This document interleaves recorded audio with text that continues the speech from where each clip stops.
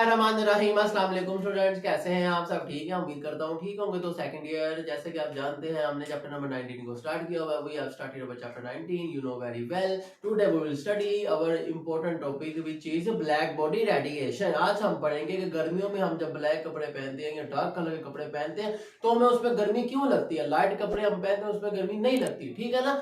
दोनों में फर्क है, ठीक है ना, फर्क है। तो बेटे इसी तरह आप अगर आप कपड़े सूखने डालते हैं, ठीक है ना, तो उस धूप में तो आपके पास अगर एक ब्लैक कलर है एक व्हाइट कलर है, ठीक है ना, तो अगर जो ब्लैक कलर है तो वो बहुत ज्यादा हीटअप हो जाता है, व्हाइट कलर इतना ज्यादा हीटअप नहीं होता। उसकी क्या वजह है, ठीक है ना। तो आज हम इसके बारे में बड़े अच्छे से पढ़ेंगे। और इसी तरह अगर हम कमरे की दीवारों को अगर हम व्हाइट पेंट क्यों करवाते हैं या लाइट कलर क्यों करवाते हैं, डार्क कलर क्यों नहीं करवाते, तो डार्क करवाएंगे कमरे में रोशनी कम हो जाएगी, व्हाइट करवाएंगे या लाइट कलर करवाएंगे तो उससे रोशनी ज्यादा होती है, ठीक है बच्चों। तो आज हम ये सारे डिफरेंसेस पढ़ेंगे बहुत अच्छे से, आपको ये सारी चीजें आज याद आ जाएंगी, पता चल जाएगा कि ऐसा हम क्यों करते हैं, ठीक है ना बच्चों। हाँ जी, चलिए टॉपिक को स्टार्ट करते हैं बच्चों। सबसे पहले हमारे पास आ जाता है ब्लैक बॉडी रेडिएशन। हमारे टॉपिक का नाम है black body radiation.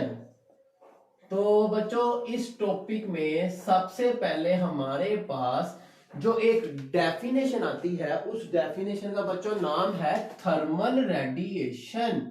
Thermal radiation तो बच्चों आप कह सकते हैं कि वो रेडिएशन जो किसी ऑब्जेक्ट से एमिट हो, बाहर निकले, ठीक है ना, तो आप कहेंगे कि रेडिएशंस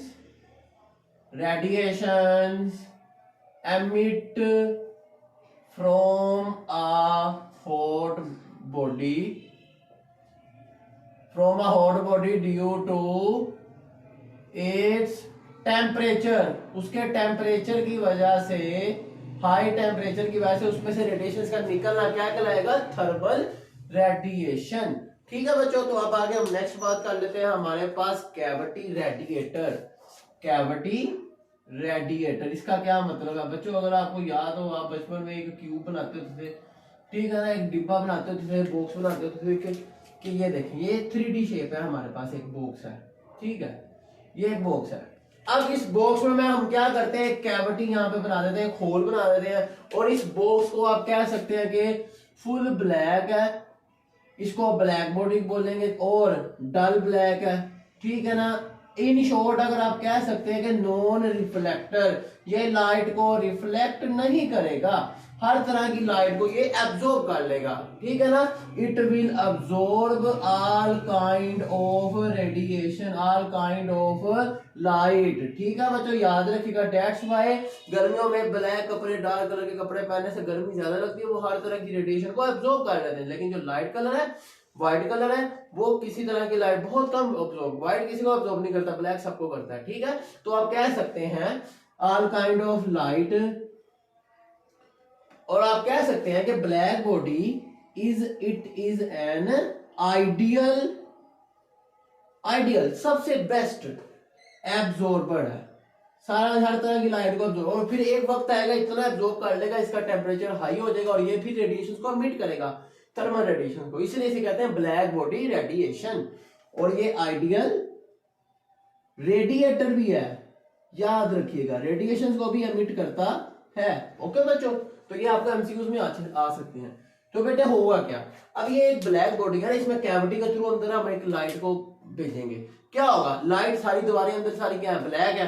पहले लाइट एक दीवार से टकराएगी, फिर दूसरे से टकराएगी, फिर तीसरे से, बार बार टकराई जाएगी, और हर बार जब जब उसको टकराएगी दीवार से कुछ ना कुछ लाइट का हिस्सा एब्जॉर्ब हो जाएगा, और एक वक्त आएगा सारी लाइट एब्जॉर्ब हो चुकी है, अंदर फिर अंधेरा हो जाएगा, ठीक है। हाँ, तो इसे कहते हैं ब्लैक बॉडी, ओके बच्चों, उम्मीद है आपको समझ आ गई होगी। अब चलते हैं, क्योंकि ये एक लॉन्ग क्वेश्चन है, इसकी बहुत सारी एक्सप्लेनेशन, इसके अंदर बहुत सारे शॉर्ट क्वेश्चन भी आते हैं, बहुत सारे लॉज भी आते हैं, ठीक है ना। हाँ, wind displacement law, Stefan Boltzmann law, ये सारे लॉ हम पढ़ेंगे क्या होते हैं, ठीक है। तो अच्छे से सुनिएगा मेरी बात बड़े ही ध्यान से, ठीक है। हाँ जी, तो बच्चों इसी तरह हम ब्लैक बॉडी की एक डेफिनेशन करते हैं, ठीक है ना। The process of emission of radiation from a black body,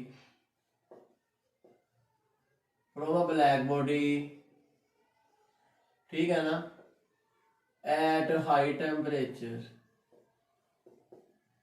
is called black body radiation, ठीक है बच्चों। हाँ जी, तो इसी तरह हम आगे बात कर लेते हैं कि हमारे पास, हम आपको बहुत सारे कुछ एमसीक्यूज बताते हैं। जैसे आपको पता है ना प्लाटिनम, प्लाटिनम क्या है बच्चों, एक मेटल है, इसको आप गर्म करना शुरू करते हैं। तो बच्चों सबसे पहले अगर हम बात करें कि 500 के टेम्परेचर पे 500 डिग्री सेल्सियस पे ये हो जाएगा रेड कलर इसका, और 900 डिग्री सेल्सियस पे इसका कलर हो जाएगा चेरी रेड। ठीक है ना, चेरीज का भी रेड कलर होता है, वो दूसरा रेड है। ठीक है, इसी तरह 1100 पे जाके बच्चों ये हो जाएगा ऑरेंज। ठीक है, और इसी तरह आप कह सकते हैं कि इसका टेम्परेचर अगर हो ना 1300 डिग्री सेल्सियस, तो ये हो जाएगा बच्चों हमारे पास, इसका कलर हो जाएगा वाइट। ठीक है, हाँ सॉरी येलो, येलो हो जाएगा 1300 पे, और 1600 पे जाके इसका कलर हो जाएगा वाइट। तो ये बच्चों एमसीक्यूज आपको आ सकते हैं कि इसका कलर कब होगा। अब क्यों सवाल ये पैदा होता है कि ये 500 पे रेड ही क्यों हुआ, येलो क्यों नहीं हो गया। तो बच्चों आपको पता होना चाहिए, हम चैप्टर नंबर 20 में स्पेक्ट्रम पढ़ेंगे। स्पेक्ट्रम क्या होता है जी, आपको आज बताते हैं। सबसे पहले स्पेक्ट्रम, तो बच्चों हर जो एक लाइट है ना, लाइट जो इसके कलर्स हैं, हर कलर का ना अपनी एक एनर्जी है और अपनी एक वेवलेंथ है, याद रखिएगा। और ये एक दूसरे के एनर्जी और वेवलेंथ एक दूसरे के क्या होते हैं, इनवर्स होते हैं। जितनी एनर्जी हाई होगी उतनी वेवलेंथ शॉर्ट होगी। जैसे मिसाल के तौर पे ये जो 500 टेम्परेचर है और रेड कलर है, इसकी सबसे लो एनर्जी है और सबसे हाई लॉन्ग शॉर्ट वो है वेवलेंथ है। ठीक है बच्चों, हाँ। और ये जो आप कह सकते हैं ये जो व्हाइट कलर है, इसकी एनर्जी सबसे हाई है और वेवलेंथ सबसे शॉर्ट है।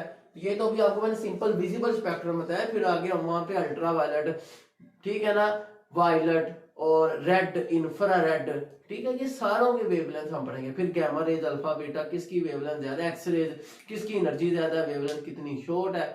ठीक है ना बच्चों, तो ये सारी बातें हम उसमें पढ़ेंगे। अभी आपको सिंपल ये मैंने बताया कि इसका हमारा एक्सेस का सवाल भी अगर जब हम किसी मेटल को गर्म करते हैं, फर्स्ट अपीयर रेड क्यों होता है, क्योंकि रेड कलर की एनर्जी सबसे लो है और उसकी वेवलेंथ सबसे लो होंगे। और रात को जब आप देखते हैं तो रात के वक्त जब मगरिब होना शुरू होती है, ठीक है ना, रात होना शुरू होती है, तो आसमान हमारा जो एजेस होते हैं सूरज के इर्द गिर्द जो किनारे पे आसमान के, वो क्या हो जाते हैं, ऑरेंज हो जाते हैं, रेड हो जाते हैं।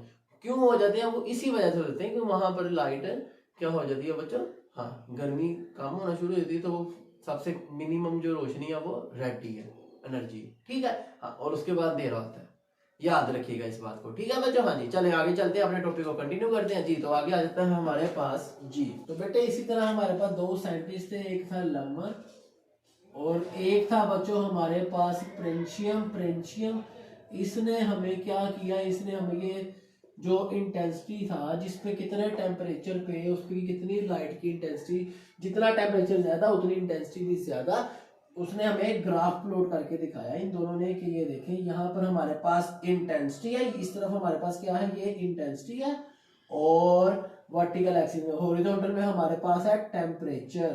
तो पहला एक उसने ग्राफ हमें शो करवाया कि ये टेम्परेचर है जी 1050, जैसे ये जिसपे ये हमारे लेट से ये कह लें 500 था ना, ये 500 आ गया। ठीक है, ये 500 टेम्परेचर कह लो, तो इस तरह यहाँ पर कह लो ये 1000, 1500, 2000, तो इस तरह हमारे पास ये 3 ग्राफ आ रहे हैं। ठीक है बच्चों, तो इस तरह ये ग्राफ समझिएगा वन बाय वन। सबसे पहले हम ड्रॉ कर लेते हैं जी, ये 500 का आया, फिर आया जी 1000 का, फिर इसी तरह हमारे पास आया जी 1100, फिर आया जी 1300 और लास्ट में हमारे पास आया था जी 1600। तो इस तरह हमारे पास ये ग्राफ प्लॉट हुए हैं बच्चों। ठीक है, हाँ, ये 1000, तो आपने ध्यान से बनाने, जितना यहाँ पे रीडिंग हो उसके अकॉर्डिंग यहाँ पे ये 1500, ये 1000। तो इस तरह ये हमारे पास ग्राफ बने हैं डिफरेंट। ठीक है, कितने टेम्परेचर पे कौन सा ये ले चलेंगे, 1300, ये 1600 डिग्री सेल्सियस। तो इस तरह ये देखें जितना टेम्परेचर बढ़ रहा है उस तरह इंटेंसिटी भी बढ़ती जा रही है। तो ये दो साइंटिस्ट ने हमें ये ग्राफ प्लॉट करके दिखाए हैं, इन्होंने मेजर किया कि कितने टेम्परेचर पे जो लाइट है उसकी इंटेंसिटी कितनी होगी। ठीक है, हाँ, याद रखिएगा। ठीक है बच्चों, तो इसी तरह हम आगे इस टॉपिक को कंटिन्यू करते हैं, हमारे 2 क्लास और हैं। ठीक है बच्चों, हाँ जी, जी। तो बेटे जैसे आपको मैंने बताया ना, लमर और प्रीशम ने, इन दोनों साइंटिस्ट ने ये एक्सपेरिमेंट करके उनको पता चला, ऐसे तो नहीं ना उन्होंने आपस में तो नहीं ना बातें मशवरा करके तो बता दिया इसके इतने टेम्परेचर, नहीं, उन्होंने एक्सपेरिमेंट किया। उन्होंने क्या किया, एक ब्लैक बॉडी ली, इसको कवर किया, ठीक है ना, एक फर्नेस के साथ, ठीक है, ये इन्होंने एक फर्नेस से इसको कवर किया ताकि हमारे पास जरा कंट्रोल से रेडिएशन निकले, एक बीम निकले उसकी, ठीक है। अब ये एक रेडिएशन इमिट की, ये एक रिफ्लेक्टर से रिफ्लेक्ट होकर सीधा इस रॉक साल्ट प्रिज्म से गुजरेगी।